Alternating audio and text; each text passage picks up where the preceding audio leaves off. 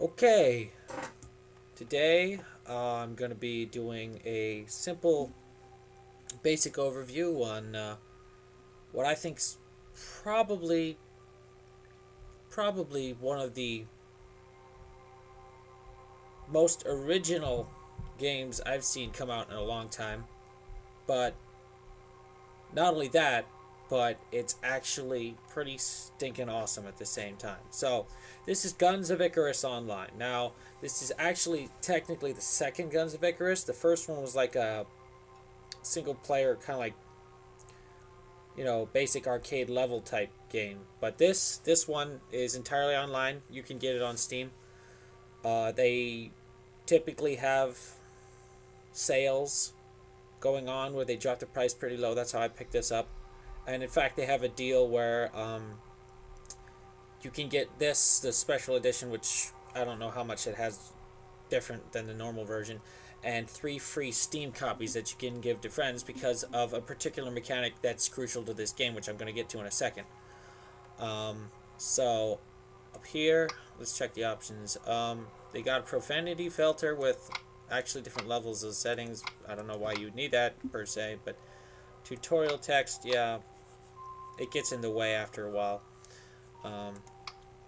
Video res, I've got mine cranked down naturally because I have a really weak rig, but it can get to looking pretty awesome.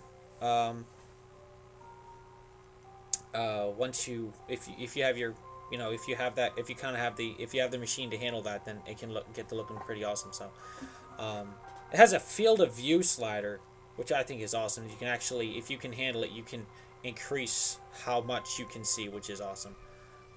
It's not a ridiculously large amount of graphics options, but it's enough that I can run it, so that's pretty good.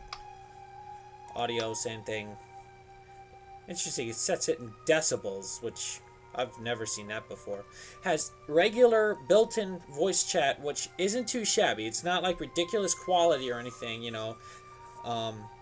but it does work more so than any other voice chat I've used in games so far. I haven't done many multiplayer games with voice chat, but this works reliably well, depending, of course, on your microphone. I don't have an awesome microphone, but I've heard people with worse, so it probably really depends on the microphone you have. But it works for me, so I don't doubt that it works well. And controls, you can, different settings here. You can edit stuff. Joystick bindings. I don't know quite know why they put joystick control in there. Probably for pilots, but I mean, I don't even know anyone who uses a joystick anymore. I don't know. If you like joysticks, that's fine. I don't personally have one, and I don't play many games that would need it. So, anyway, there's your options. Okay, and you've got different options up here. You have a social bar, as you can see, shows you what characters what people you've friended are online or not, and you can invite them to matches as you're setting them up, or even ones that you're actively in. This game has a class-based system. It has a ranking system. It has little achievements and stuff you can do, and it's also got a lot of stats and details about what you do. Very integrated into the Steam community, so all those Steam rewards and stuff, this all pops up on there. It's got Steam trading cards and all that stuff. So, yeah, progress. Actually, before I go to progress, I'm probably going to go into character and stuff to describe that to you. In fact, I should probably start with actually what this game is first. Okay, so airships. Airships, right? You got balloons and you got the ship connected to the balloons, right? So it's not like Zeppelins per se. You have like this big ship and you have the air balloon, you have the balloons attached to it, right? Each ship is manned by a crew of 4 players, which can include AI in a multiplayer match if you don't have enough people to fill it out. And I've done that before. It works okay, but I wouldn't recommend doing it without the game is best played with a human crew. Okay. This game is all about cooperative. It's co-op in the truest sense of the word, in the fact that not only can you not get anything done without a good team, but you actually all have to be participating and be thinking actively to do well. In fact, it's one of the few games I've seen that actually requires you to practice and improve real life um, leadership, followership, group management skills, team management, prioritize. Basically, this, if you, for example, let's say you're a company that wants to have one of those team building events, this game probably actually would not be a bad idea, to be honest. If you've ever seen the playthroughs with Total Biscuit and Angry Joe and all that stuff, which I have a playlist on my channel you can look at, you can see that regardless of how you're playing it, whether you're playing it casual or you're playing it, hardcore and focused, which I personally prefer it that way,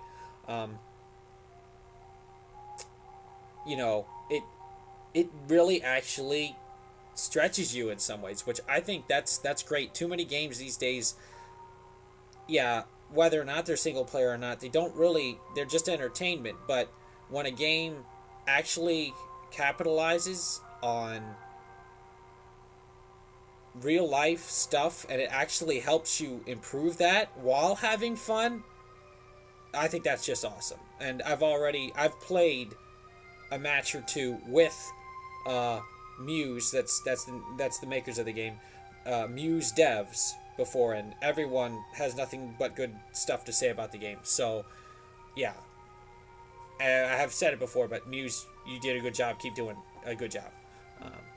Not to say that the game doesn't have hiccups or anything like that. Of course, no game is without its problems. But so anyway, on to the mechanics of the game, right? You got an airship.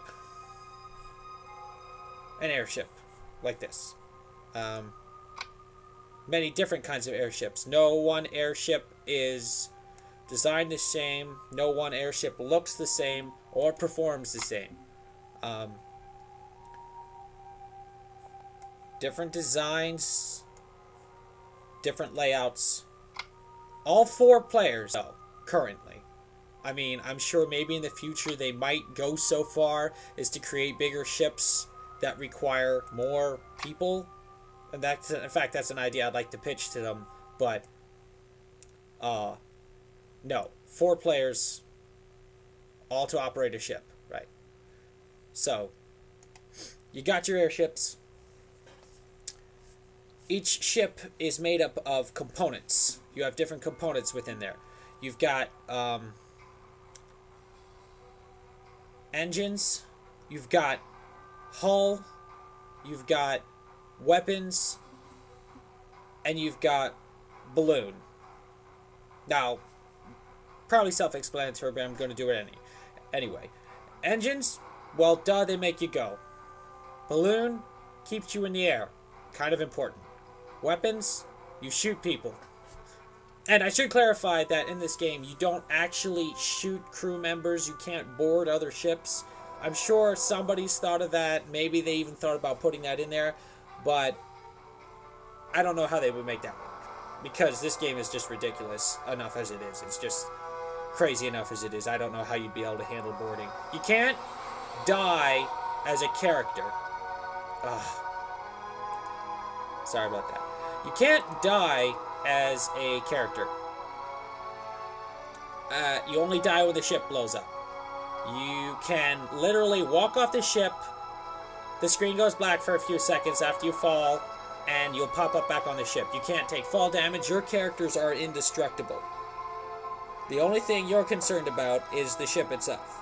So, what your character does is more important than, it's got nothing to do really with, there's no person-on-person anything like that. There's also a helm, obviously. That's another point on the ship there. So, that's the ships. At least, basically. I could go into more detail, but this is just an overview. Okay, then you have your characters. three different classes. You've got pilot, engineer, gunner. Everyone has access to the same equipment.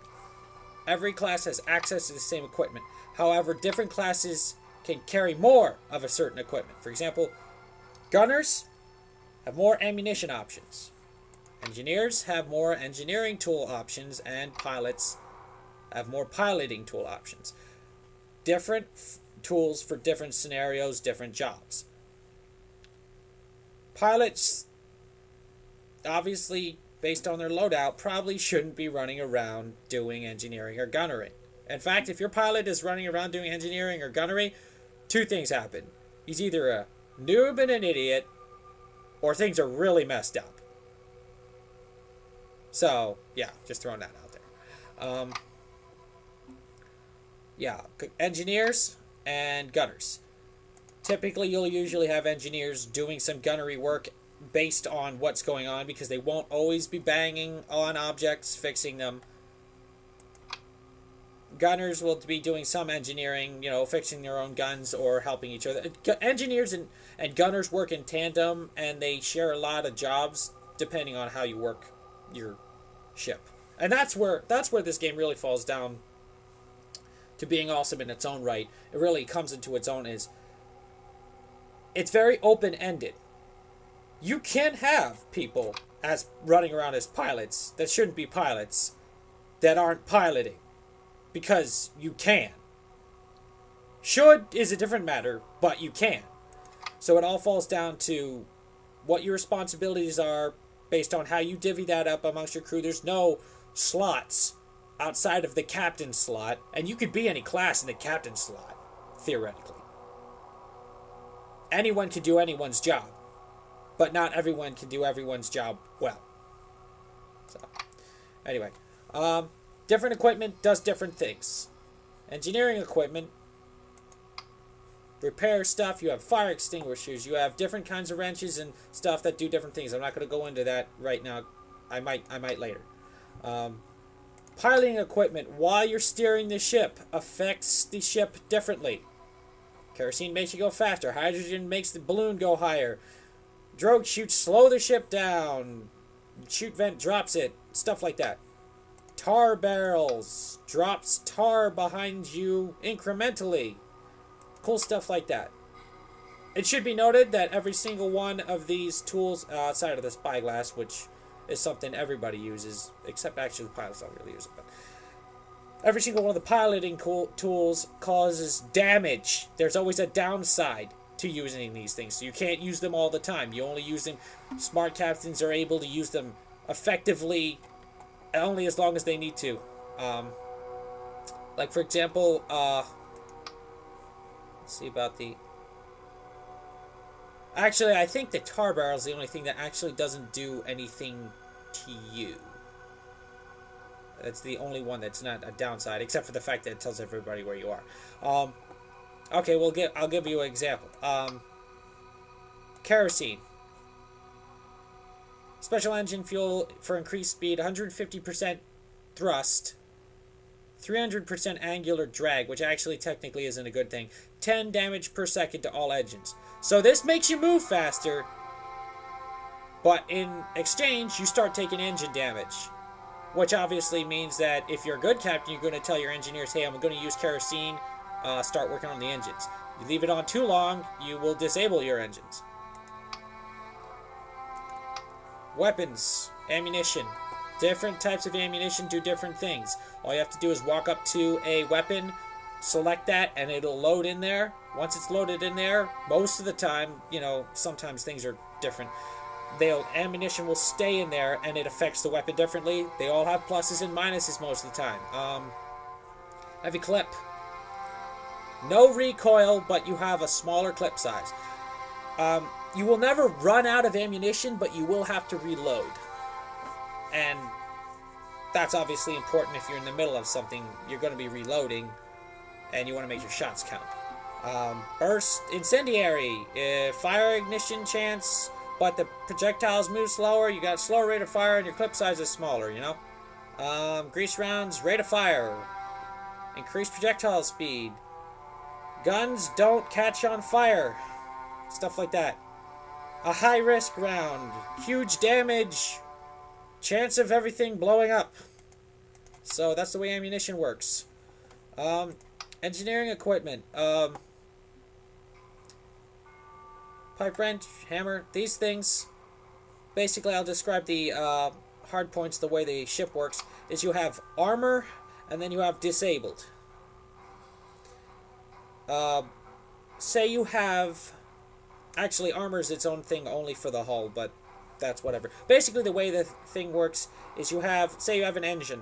Your engine has a bar of health points. As it takes damage, you know, it'll start to perform less. Same thing with the weapons and all that stuff. They'll start to perform less.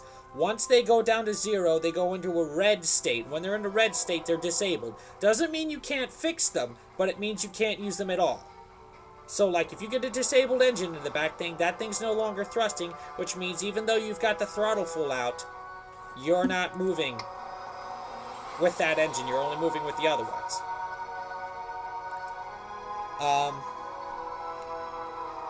So, there are different, tools do different things better. I should go back. Tools do different things better. Pipe wrench repairs and rebuilds about medium. It's a well-rounded tool. It does both okay. Rubber mallets, these are the things you use if nothing is busted, but you want to repair it up to full. These things do it faster. Spanners are for rebuilding things that got blowed up. That's basically the way it works. Buff tool. This, if you bang on a weapon long enough, it'll operate better, or engines or other things as well. So, and then of course you have to deal with fire. Fire's annoying.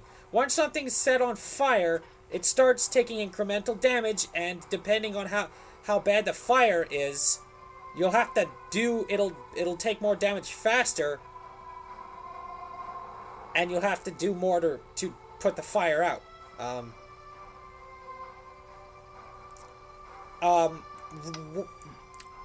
Let me put it this way. Hard points, equipment, whatever you want to call it, on the ship have cooldowns. For example, if I was to hit the hull with a mallet, it'll start this little circular cooldown.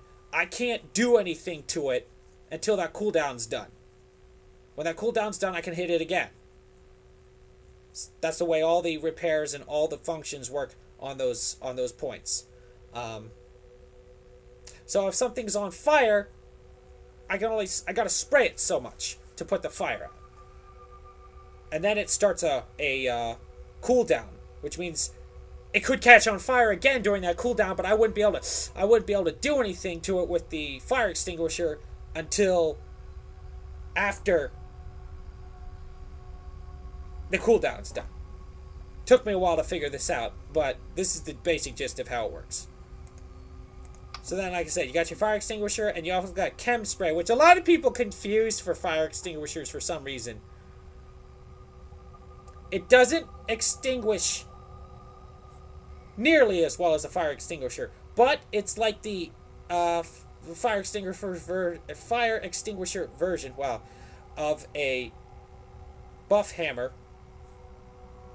It coats them, buffs them, so that they won't take fire for a while. So that's your... I wanted to detail on those because that's actually something I was trying to figure out for the longest time when I was watching the playthroughs, and I want to help you guys figure that out. Customization is obviously purely cosmetic, so you don't look like just a regular old whatever. Some stuff is periodically unlocked, but it's mostly pretty light. If you really want to go all out and look, ridiculous, you can go to the store. Now, this stuff is actually for real money. As far as I know, they don't have their own currency. This is actually microtransactions, real money, which actually is kind of nice, because you don't have to do any silly translation stuff or figure out, what's this worth and whatever. Most of it is pretty reasonable. It's not, like, ridiculous or anything. And as far as I know, if you buy one thing, you can attach it to anyone. Like, I unlocked this hairstyle or something in one person. I really don't know a lot about that. I'm not going to be spending too much money in this area. I might, but I'm not going crazy. Then they've got these collector box sets, which are like full of stuff that costs more, obviously. So there you go. And you can do little dyes and stuff on particular stuff, so that's the way that works. Yeah, like, you know, like you can change the colors, whatever. So that's the store character. Like I said, I just show you that. The progress, I'm going to go over real quick. Tons and tons of possible achievements. And here's some of the unlocks you can get. Like I said, they're pretty light. You got these little badge things, which are just, yay, I made it that far. Hairstyles, dyes for your stuff. That's the way that works.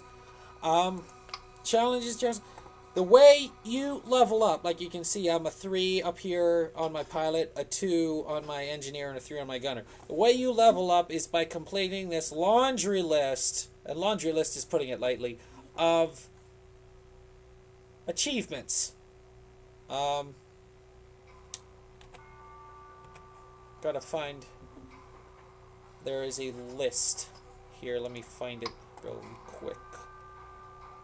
Yeah, you got down here, you can actually do a practice against AI without, you know, you have to be online in this game anyway, so there's no offline mode, but this is as close as it comes. So if you just want to practice a build or something on your ship or whatever, you can do that. Tutorials, pretty self-explanatory. They're kind of light, not ridiculous, but they show you the basics of what you need to know. Form crew, this is how you can set up a team prior to going into a match lobby if you want to invite friends or whatever. Although you can do that from the match lobby as well. But this allows you to set up the people and your ship in a group so that when you transition into a match, you've already got everybody you want there, rather than just waiting for random people to siphon into the match. Matches, you can location any. I believe that's actually honest to goodness geographical location. Like if I'm going through here, if someone's playing from America, these are the American players. Asia, Antarctica, Atlantic Ocean, Europe, these are all the European guys. And as far as I know, you know, there's nothing restricting you to not playing with these people. Just, you know, get ready for language barriers. I've met so many foreign guys, and it's cool talking to people outside of, you know, where you're from or whatever. Running, you can jump into a running game provided they have a slot open, or if they have an AI player, you can jump in as well. Private, you can set that. Novice games. Novice games are set at levels 1 through 3. As far as I know, if I was to go in as a level 4, I think I could do that. But the idea of having them is so that novices have something that's theirs that they can go to and work. Those are hit and miss, because it either means you're going to be dealing with guys who are just horrible and you won't be able to get anything done, or you won't have to worry about getting blown out of the sky by pros either. So that's the way that works. Anyway, yeah, I was looking for the progress thing. Let's see if I can't find something. There's a list I'm looking for. Yeah, some of this is a little intense. Looking for... It's a particular list I'm looking for. I know how to find it in-game, but I don't know how to find it outside of the... Okay, and then they've got some little extra stuff here. Game manual, special reading. You can read into the lore of the game. I understand that they're currently in the process of creating a co-op adventure mode where you actually fly around as a team, but it's co-op in the sense that you're going to be dealing with actual story-based stuff. I don't know how deep that will be, but I know that they're in the process of doing that. So that sounds pretty awesome too. Oh yeah. I probably should mention the size of these games. Obviously, you have to have 4 people to a ship. Lowest size of the game is 2 ships versus 2 ships, and I think the largest is 4v4, I believe, which that's 24 players there, but that's 4 ships on each team. That can get pretty chaotic, let me tell you. Quick join, obviously, what that does. wanted is some kind of challenge thing where you put yourself out there and people can try to beat it. I don't really know anything about that, and I wouldn't recommend that for beginners anyway. Obviously there are some people in here who thought thought that, you know, whatever. So anyway, so that's that. Trying to find that list. Let me take a quick look in here, just see if I can't find a particular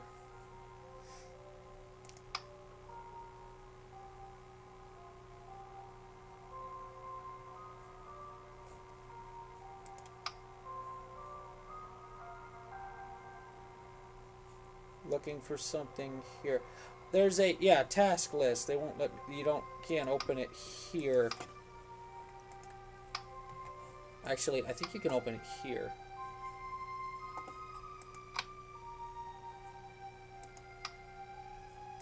Oh, that's a private match.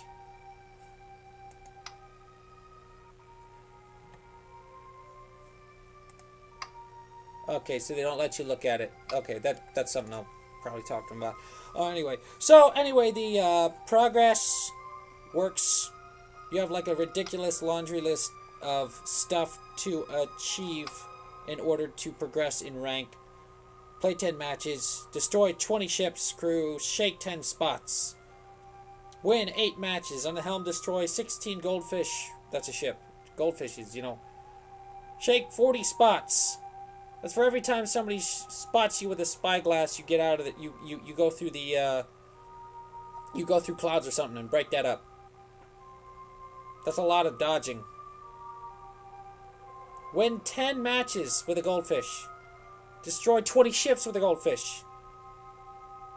Win 5 matches in only 1 map and destroy 16 parts when ramming into dudes. You can see these are very particular.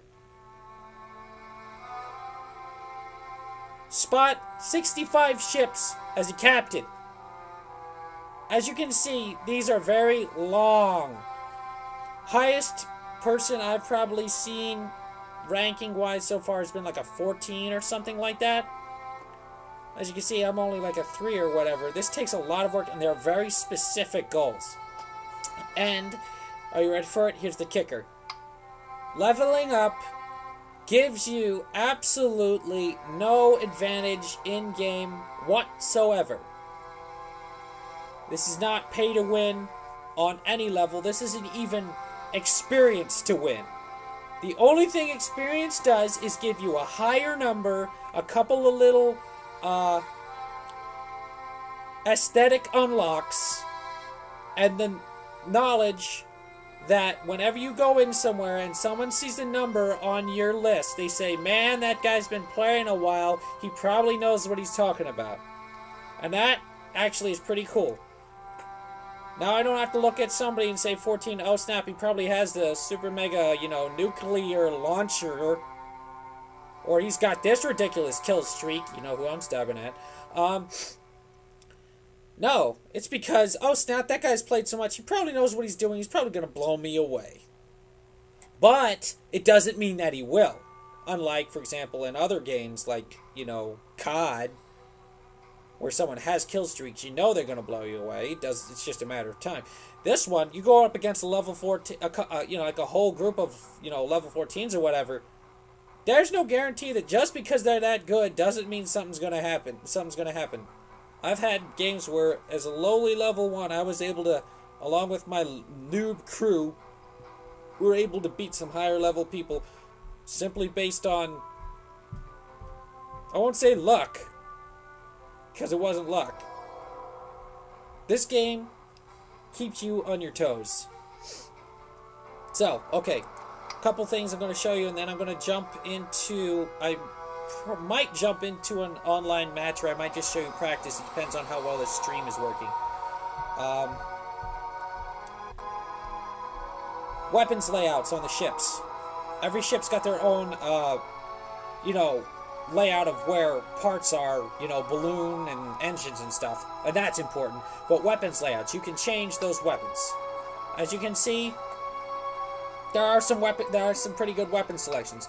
I should mention there are two different types of weapon slots. There's small or light, and there's heavy mounts. Certain ships have heavy mounts, all ships have light mounts. Just because a ship has a heavy mount doesn't make it a super killer ship or anything. It just means it has access to some heavier weapons. This is my current build with a squid, which is the fastest ship in the game. I just had some recent luck with this thing. Actually, some amazingly good luck with this thing. By using its speed and maneuverability to get in behind ships that weren't as fast or maneuverable. And just park there and follow them around while shooting at them. It's very annoying. Because I've had it done to me before. So as you can see, you can set up ships using weapons and tactics, and this is all up to you to win. Weapons layout is important, but at the end it's how you maneuver and how you play and how you strategize and move. It all comes down to tactics, really. Different ships, different styles. Each ship is, accustomed to different things, but the weapons layouts and everything, tactics are ridiculous. You can come up with stuff. Ridiculous stuff. Okay, I think I'll go over the weapons here. Different weapons do different types of damage. So there's like 6 or 7 different types of damage, and they actually affect things differently. I'm not going to go into the different types of damage, but basically, for example, here, you have your Artemis Light Rocket Launcher. This is a long-range weapon, although just because something's long-range doesn't necessarily mean that it don't work close range. I'm going to say this, everything works at close range.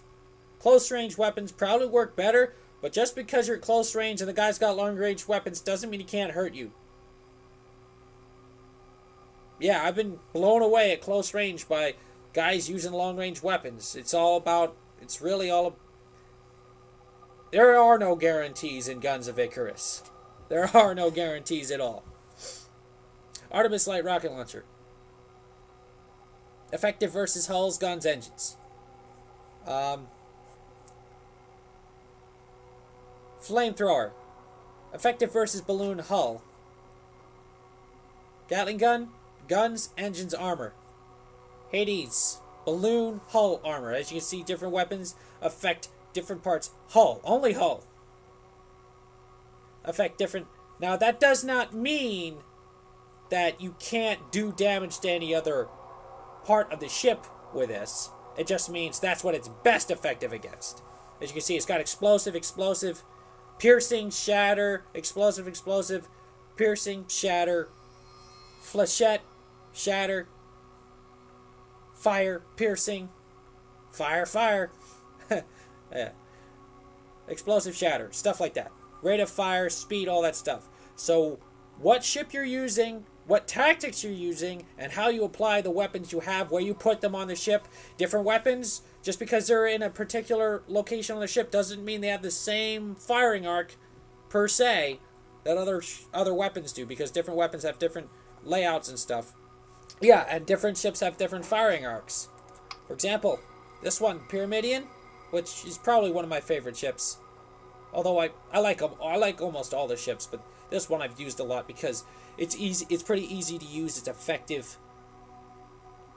It only has like 1 or 2 weaknesses that are fairly obvious. One being obviously that there's no guns on the right side, and just a couple of the minor little hiccups. But mostly this is a pretty good ship. Anyway, firing arcs. Pyramidion. These 2 guns in the front are on a 2nd level. Yeah, that's interesting things about... Yeah, you don't have to deal with just one deck on most ships. Most ships you have to go up and down ladders and staircases to get to everything. Like there's an engine and a gun back here on a 2nd little floor on the back. There's 2 engines down here. You have to run down to get to. Not too far. Actually, you don't really have to run down. That's not bad. But then you have to go up a ladder, which aren't the easiest thing to scale in this game. Mostly because I've found when I'm walking around, the way my WASD responds, it can be a little jerky at times. Probably just because of how my system is running, but it can be really frustrating in the really crucial moments of a game, not being able to get where you're trying to go or walking off the ship because like you're not doing anything important. But anyway, that's a side note. These two, 4 and 3, have really high and low firing arcs compared to most ships. These guys can shoot all the way down here, and they can shoot all the way up here. Mostly all the way up here. So, what weapons you put where and on what ship are kind of important.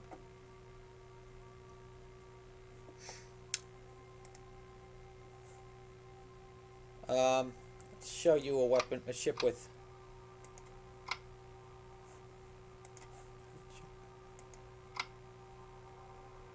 That gun's got a heavy weapon. That one's got a heavy weapon. This one has 4 heavy weapon mounts. Now you think, well, it's got 4 heavy weapons. Must be invulnerable. No, it's not. 1. Balloons, great target. Balloon is a great target. Most ships, one of the easiest targets on them is a balloon. 1, because it's probably the largest part of the ship. 2, it's really obvious. And 3, it's exposed. Most ships' balloons are really easy targets. Not only that, but in the layout of this ship, like I said, layout is extremely important. All heavy weapons are down here, which means you have to be high enough to aim at people with these weapons down here. And they're also I've personally experienced, it's not the easiest ship to fly in the world. Firing arc's a little wacky down there. So at the end of the day, really important what weapons you put where. As you can see, there aren't many heavy weapons. It's not about having the big guns. It's about using what you have effectively and working together well with your teammates. You can have really big guns, but if you guys can't work together, you know, if you can't develop a good plan or strategy, can't follow your leadership, you know, as the captain and all that stuff, if he doesn't communicate well with you or anything like that, it ain't gonna matter how many guns you got on there or how big they are. And that's what's so great about this game. Because you actually have to think. To really think. Everyone's favorite Manicore Hwacha throws a bunch of rockets all at once. For like 10 seconds. You just spout rockets. Flat cannon. I don't really like that one, actually. This thing's actually pretty good. This is probably my favorite. And something that's really long range and really hard to use. Anyway, so that's basic. That's the weapon layouts. That's the ships. You can change names to the ships. One frustrating thing I'm going to point out, a little thing that I think they should fix is you can preset weapon layouts, but you can't save those layouts under names. Like if I wanted to name this layout, this ship's name, if I was going to put like all Hwachas on the bottom and call it Dragon Fury, that would be the name of all my ships. I have to change the name every time I would change the pre or anything, so that's just a hiccup I saw. That's just a hiccup that I saw that I thought was kind of irritating. Anyway, so that's the ships. I went over the characters, the progression, that's the progression, social interaction, all that stuff. You can build a party, you can do that stuff. Tells you how many people are waiting in lobbies. Lobby waiting can take a while, actually, in this game, if you really want to have a good time of it, because you'll be sitting there waiting for people to show up. So, yeah, you got to be patient. You got to be patient. Well, you got to be a lot of things in this game, and most people can't handle the. Most people aren't. This isn't a game for people who are, focused on numero uno, if you know what I mean. So, anyway, I'm actually gonna cut this short, and I'm gonna try to set up a match later and put that on a separate video, so you guys can see that. Maybe get some people together or something. But so this has been Guns of Icarus. Check out Total Biscuits. Check out Angry Joe. Other people like that. Kryken, Peanut Butter Gamer, a bunch of guys. They have all done well. In fact, yeah, for starters, yeah, check out my Guns of Icarus playlist for the TGS Battle Royale. If you want basically a intro to that. I'll see you next time.